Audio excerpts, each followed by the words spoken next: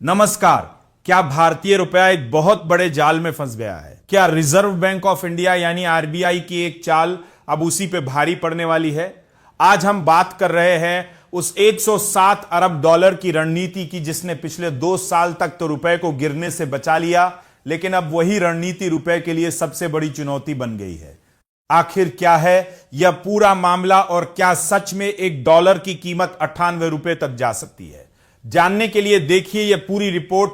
पिछले 2 साल से रुपया लगातार दबाव में है, कभी विदेशी निवेशकों का भागना तो कभी कच्चे तेल की बढ़ती कीमतें।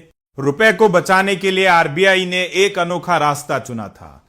बाजार में सीधे डॉलर बेचने के बजाय आरबीआई ने फॉरवर्ड डॉलर कॉन्ट्रैक्ट्स का सहारा लिया। आसान भाषा में कहें तो जब बाजार में डॉलर की कमी होने लगी तो आरबीआई ने लोगों से कहा कि घबराइए मत, आज डॉलर मत खरीदिए, हम आपको 3 महीने बाद एक तय कीमत पर डॉलर दे देंगे।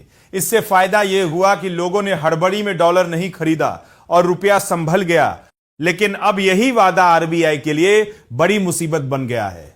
मई 2026 तक यह आंकड़ा 106.7 अरब डॉलर यानी करीब 107 अरब डॉलर तक पहुंच गया है। अब मुश्किल यह है कि आरबीआई इन सौदों को खत्म करना चाहता है, लेकिन अगर वह तेजी से डॉलर खरीदने निकलेगा तो बाजार में रुपए की वैल्यू और गिर जाएगी। यानी जिस रुपए को बचाने के लिए यह रणनीति बनाई गई थी वही अब उस पर दबाव डाल रही है। जून के मध्य से अब तक करीब 10 से 15 अरब डॉलर की पोजीशन कम की जा चुकी है, लेकिन अभी भी एक बहुत बड़ा हिस्सा बाकी है। खतरा यही खत्म नहीं होता।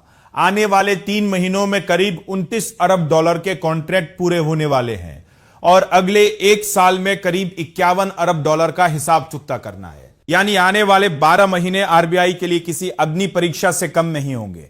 बैंक ऑफ अमेरिका का तो यहां तक अनुमान है कि अगर हालात नहीं सुधरे तो साल के अंत तक एक डॉलर की कीमत 98 रुपए तक पहुंच सकती है। क्या आरबीआई इस मुश्किल संतुलन को साध पाएगा?